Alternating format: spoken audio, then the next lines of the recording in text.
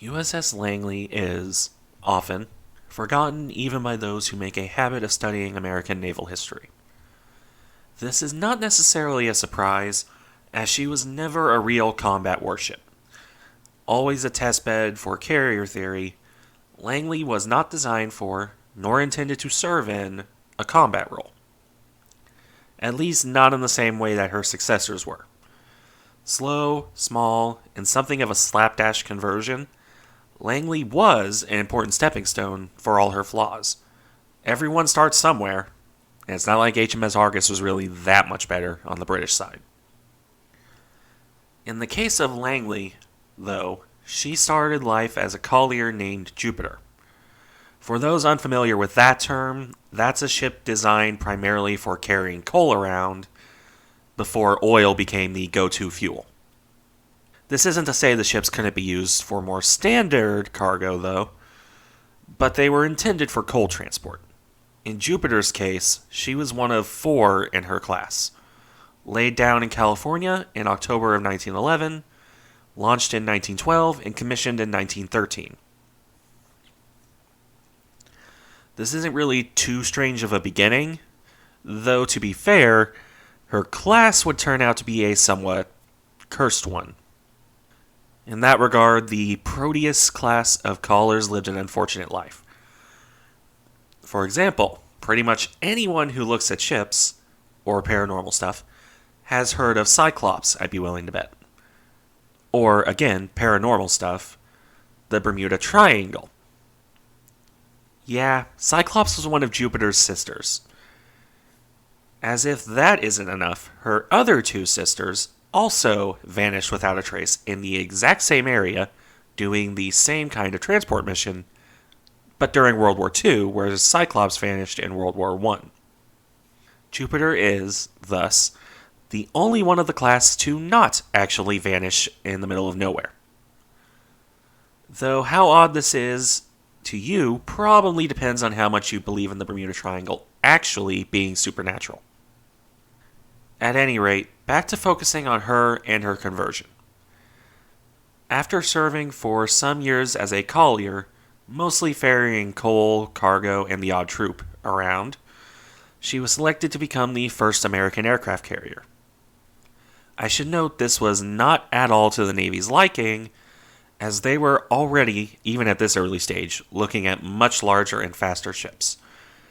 However, our old friend returns. Congress and being stingy with how much money the Navy could have. After the end of the First World War, Congress largely returned to their old money-pinching ways, at least at first. A conversion of a collier was about all they would allow, at least until the Washington Treaty allowed for Lexington and Saratoga. Again, it should be noted the Navy never actually considered CV-1 Langley to be a proper combatant because of this, and because of the fact she was so small and slow. In that regard, the fastest Langley could actually get was about 15 to 16 knots on a good day.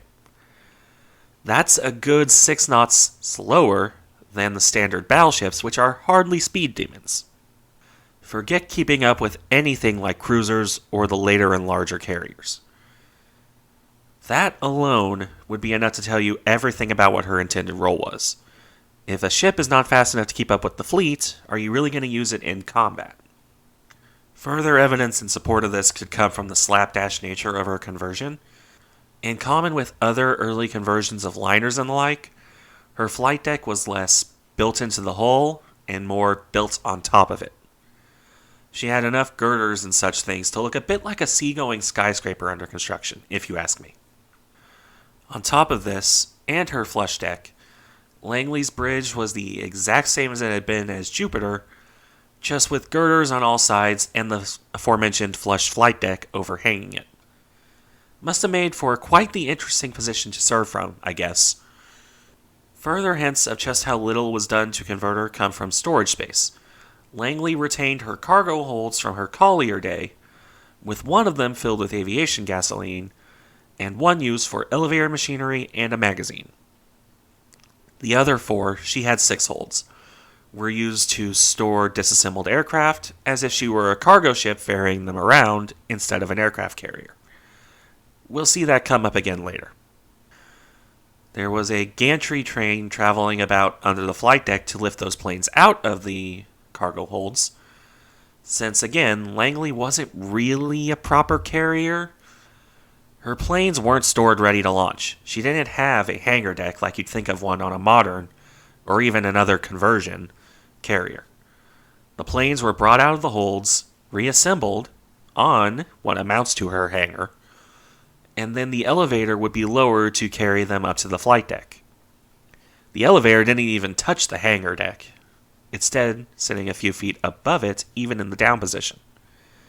According to Friedman, who is, as always, a very good source for these things, a Langley pilot said it took about 12 minutes to get a plane off of the flight deck and disassembled before returning it to the holds. Remember, she's not really a combat ship at this point. A warship, yes, but one for experiments and training. In this role, she did give quite a good amount of service, though. Coming out of her conversion at just above 14,000 tons, she actually lost a few thousand tons from her Jupiter state, that one being about 20,000 tons at full load.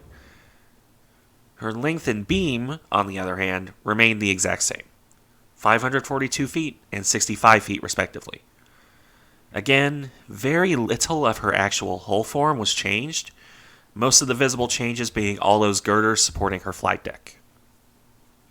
As a warship, Langley was equipped with 4 5-inch guns, though these were very explicitly for anti-surface combat, as they were mounted on the main hull, not around the flight deck. Even then, those were more for moral support than anything else, as this is not a ship that would ever be able to outgun or outrun anything. Even when she was Jupiter, she still had 4 4-inch guns, which is why, even as a collier, she was still technically a warship. As for aircraft, which is rather the point of a carrier, Langley could carry, upon completion, about 36 of the small biplanes at the time. Again, they weren't actually carried assembled, but she could carry them. This is, admittedly, more than her counterparts in Britain or Japan, but again, since they were stored in her hull, it's debatable how much use they actually would have been if she had been forced into combat. As well as the fact that even slow Argus was pretty substantially faster than Langley was. One final note on the conversion before we move into service history. She had one of the more harebrained ideas of the interwar Navy, in that she had a pigeon coop aboard. Yes, I'm not joking, she was intended to carry carrier pigeons. Luckily for her crew, this never went anywhere, so they didn't have to deal with the inevitable result of pigeons and many flat spaces. Her executive officer was, though, housed in the former pigeon coop. One assumes they redesigned that a bit first. Still, for as inefficient and simple as her conversion was, Langley gave good and long service. She had a good few years before the battlecruiser conversions came in to establish how to use a carrier. The first proper carrier operations, landings and takeoffs alike, in the USN anyway, came aboard her. This was not an unimportant job, as figuring this out before the big carriers came out saved them a lot of trouble later on. Things like arrestor gear or catapults were first trialed aboard Langley. And this gave insight into how to convert Lex and Sarah, in addition to operating them. As well as this, though this is a carryover from Jupiter, Langley was the first warship in the United States Navy to have a turboelectric drive. While by no means unique in this by the time she became Langley, it was still an important part of her design. Just like I mentioned in the Lex video, that allows for steaming as fast backwards as forwards being a thing.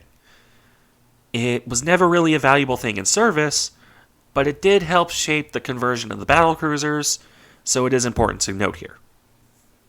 As is the fact that Jupiter had it before a good chunk of the standards would follow suit. For all of her firsts, however, Langley would generally fade into the background. Her service was relatively long and certainly important, but it was not exactly front page news. The much bigger and prettier Lexingtons took up a good chunk of that. They were, after all, fast enough to keep up with the fleet. Faster, even, than some cruisers. And as I said earlier, Langley couldn't even keep up with the battleships. She definitely couldn't keep up with the faster ones. As a result of this, she would often be used for training missions and for exercises. While she did participate in fleet problems, this was nowhere near to the extent of the bigger conversions. So while Langley certainly did important training roles, quite often having fully trained squadrons for the big carriers coming off her deck, it was never anything to truly innovate or do anything major after the early days. A reliable workhorse, but not really an innovator of a combat ship. This was, though, the kind of role her small and slow frame was perfectly suited for. At least until USS Wasp came into the room. Wasp used up the last available tonnage for carriers under the Washington Treaty. In fact, as I'll get into in her video, her design was filled with weaknesses to fit that tonnage limit as it is. And Langley, now surplus to requirements, would be converted out of her carrier form. There was no spare tonnage left, and the ship was thoroughly outdated, so it was probably inevitable at that point. As, even absent Wasp's existence, planes had gotten larger. They required more runway to take off and more storage space on a ship. Most importantly, they needed a greater headwind to take off, and Langley was just not fast enough at this point. What had been good for the flying kites of the 1920s was not as good for the higher performance biplanes of the 30s, and certainly not for the emerging monoplanes. Those couldn't really operate from Langley to any real extent. As such, the old girl would be refit into a seaplane tender instead. The Navy wasn't quite willing to waste all the effort they had put into converting her, nor were they inclined to revert her to her Jupiter guise, as by this point you don't really need colliers as much. So, in 1937, Langley would come out looking a tad lopsided. Now designated AV3, a return to her old number from her days as AC3 Jupiter, Langley at least got to keep her name this time. She would not keep her flight deck. A seaplane tender didn't really have any need of a full-length deck, so they just chopped off the forward half and kept her original bow superstructure from when she was a collier, which left her with a kind of weird half cargo ship, half aircraft carrier look going on, but she would still give a few more good years of service in this state. Weird and lopsided looking or not. It was during this service that she would be located in the Philippines when World War II broke out. Vulnerable to air attack as she was, Langley spent little time there or in the Indies before being sent to Australia. There she would become part of the ill-fated ABDA command and spend some time doing anti-submarine work, which, admittedly, is perfect role for a seaplane tender. However, they would eventually, in spite of her slow speed, press her back into a transport role. And much as her sisters over in the Atlantic, this role would prove to be her undoing. Albeit she didn't vanish into thin air, so at least there's that. After being loaded up with 32 Army P-40s, sitting pretty on her disused flight deck, Langley would sail back towards the East Indies. That being said, when she split from a larger convoy with only 2 antique destroyers for escorts, the old tender would be caught by Japanese patrol aircraft. The resulting air attack would prove far too much for her escorts to handle. Japanese G4 and Betty bombers, with escorts that admittedly weren't needed, would attack in level bombing runs. If Langley had any saving grace in that attack, it was that the Japanese were just as bad hitting a moving ship with level bombing as the Americans would prove to be later on. In spite of being slow and having the agility of a particularly sloth-like whale, Langley would dodge the first 2 bombing runs. She would unfortunately not be so lucky on the third one, as the third time is a charm, at least for the Japanese. Or, honestly, it is simply the fact that they gave up on being precise and just jettisoned every last bomb they had on every possible course the old ship could take. Unsurprisingly, Langley would take hits here, along with near misses that buckled hull plates. While the damage was not immediately fatal when the Japanese flew off, Langley was doomed by it. Her deck was ablaze and her engine room flooded, cutting power to the ship. While admittedly still afloat, her crew was forced to abandon ship. The escorting destroyers would pick up survivors before scuttling Langley with gunfire and torpedoes. She would get one last bittersweet first here, I suppose.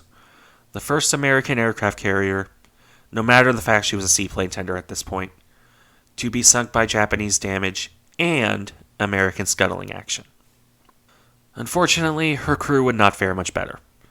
Most of her survivors were transferred to the oiler Picos, which would be sunk herself by Japanese air attack later on. And her escorting destroyer, the Etzel, would then be sunk in turn by air attack and heavy gunfire. Only about 200 survivors between Langley and Picos would be picked up. The remaining 400 or so would drown or die in the attack. And that is how the story of the first American aircraft carrier tragically comes to an end.